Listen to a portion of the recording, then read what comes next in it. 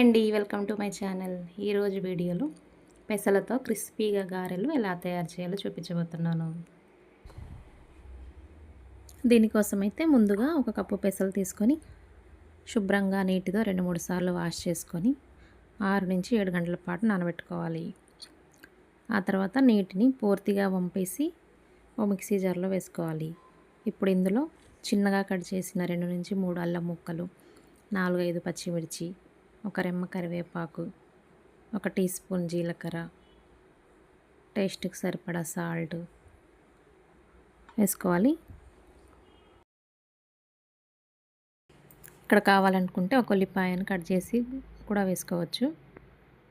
Water ఏమీ add చేయకుండా మెత్తగా గ్రైండ్ చేసుకోవాలి.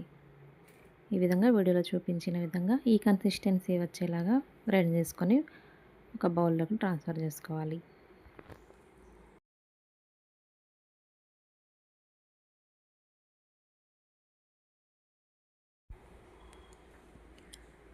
ఈ విధంగా ఈ కన్సిస్టెన్సీ వచ్చేంత వరకు గ్రైండ్ చేసుకొని పక్కన పెట్టుకోవాలి.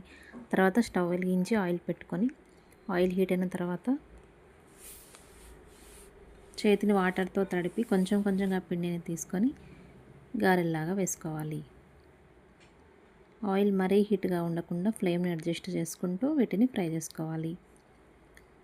ఇదే విధంగా ఒకదాని తర్వాత ఒకటి గారెల్లాగా వేసుకోవాలి.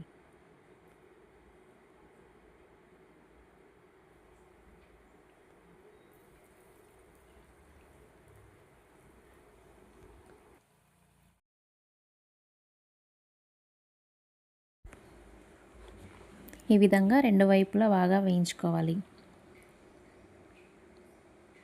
గోల్డెన్ బ్రౌన్ కలర్ వచ్చిన తర్వాత గారెలను తీసుకొని పక్కన సర్వ్ చేసుకోవాలి.